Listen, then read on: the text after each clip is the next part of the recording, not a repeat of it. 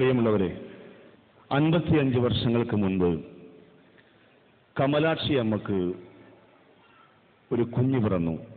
സ്നേഹത്തോടെ കമലാക്ഷി അമ്മയും കുടുംബവും അവനെ കണ്ണൻ എന്ന് വിളിച്ചു.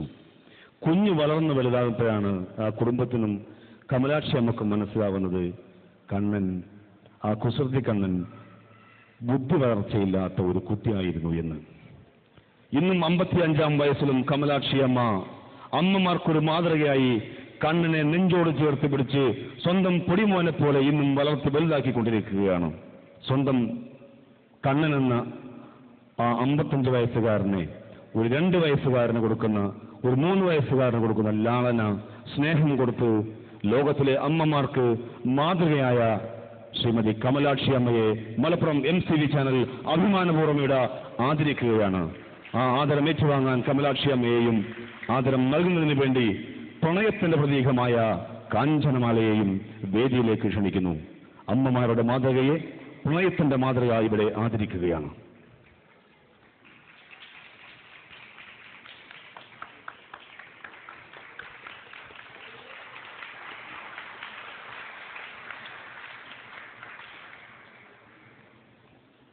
കമലാക്ഷി അമ്മ നമ്മെ അഭിസംബോധന ചെയ്യുന്നു.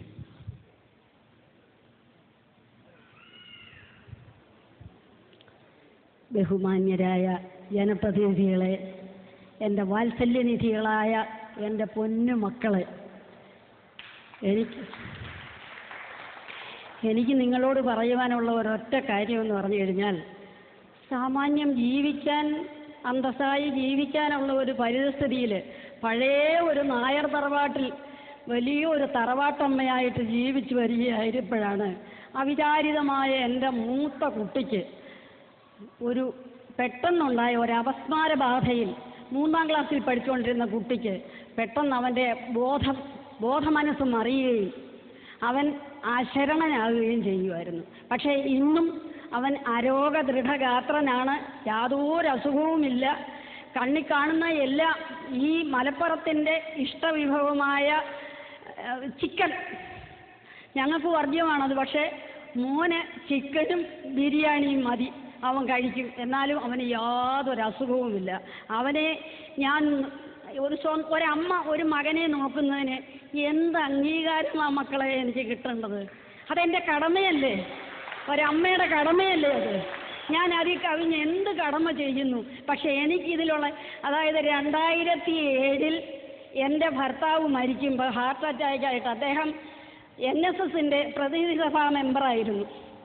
അപ്പോൾ ആ ആഢ്യത്തിൽ അങ്ങനെ സാമാന്യം ബഹുജനങ്ങളുമായിട്ട് വളരെയധികം അടുപ്പത്തിൽ ഞാൻ സാമൂഹ്യമായ എല്ലാ പ്രവർത്തനങ്ങളിലും ഏർപ്പെട്ട് മകൻ്റെ വിഷമം അറിയാതിരിക്കാൻ അവനെയും കൊണ്ട് എല്ലാ സാമൂഹ്യ മണ്ഡലങ്ങളിലും ഇറങ്ങി പ്രവർത്തിക്കുന്ന ഒരു അമ്മയായിരുന്നു ഞാൻ. എന്നെ എൻ്റെ മകൻ ഭർത്താവ് മരിച്ചു കഴിഞ്ഞപ്പോൾ വന്ന് വിളിച്ചപ്പോൾ എനിക്ക് വളരെ വിഷമം തോന്നി. അനാഥനായ എൻ്റെ മകനെ ഓർത്ത് എൻ്റെ വാത്സല്യനിധിയായ എൻ്റെ പുത്രൻ വന്ന് എന്നെ വിളിച്ചു കഴിഞ്ഞപ്പോൾ ഞാൻ മലപ്പുറത്തേക്ക് വന്നു. ആദ്യം മലപ്പുറം എന്ന് കേട്ടപ്പം അല്പം ഭയമുണ്ടായി. ഞാൻ ധരിച്ചിരുന്ന എന്താണെന്ന് പറയട്ടെ, ഞാൻ നായർ തറവാട്ടിൽപ്പെട്ടവളല്ലേ, എന്നെ നിങ്ങൾ അംഗീകരിക്കുകയില്ല എന്നൊരു തോന്നൽ എന്നെ നാട്ടുകാർ പറഞ്ഞ് ഭയപ്പെടുത്തി. പണ്ട് മാപ്പിളലകളെയൊക്കെ ഞാൻ പഠിച്ചിട്ടുണ്ട്.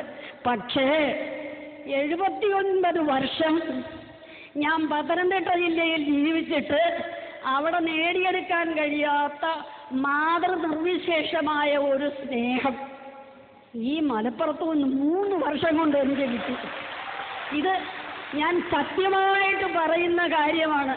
82-കാരിയായ ഞാൻ മലപ്പുറത്ത് ആത്മാർത്ഥതയോടെ ഹൃദയത്തിൽ നിന്ന് വരുന്ന വാക്കാണിത്.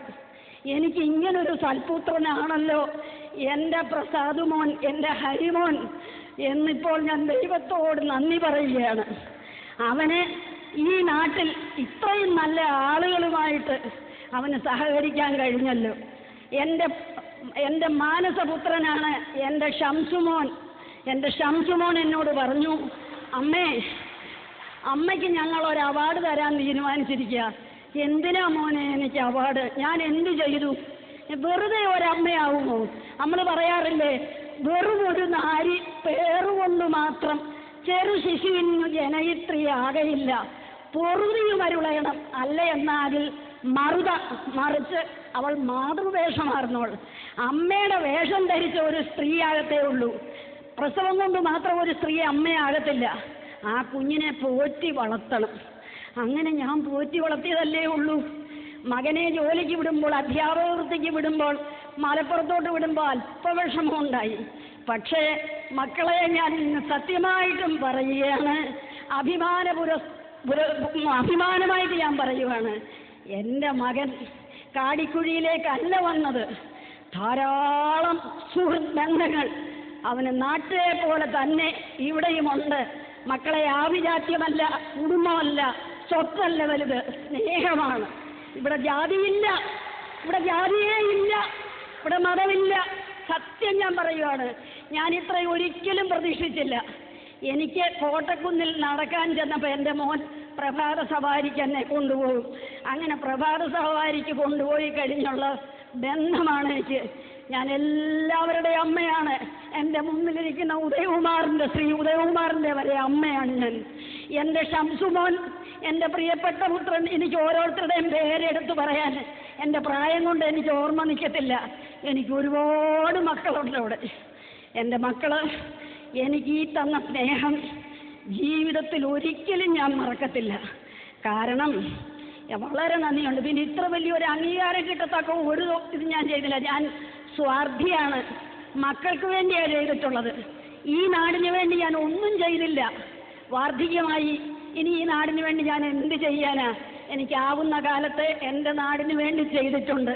ഇത്രയും ഒരു അംഗീകാരം എനിക്ക് കിട്ടിയിട്ടില്ല 3 വർഷം കൊണ്ട്. 79 കൊല്ലം നേടിയെടുക്കാൻ കഴിയാഞ്ഞത് 3 വർഷം കൊണ്ട് നേടിയെടുത്തു.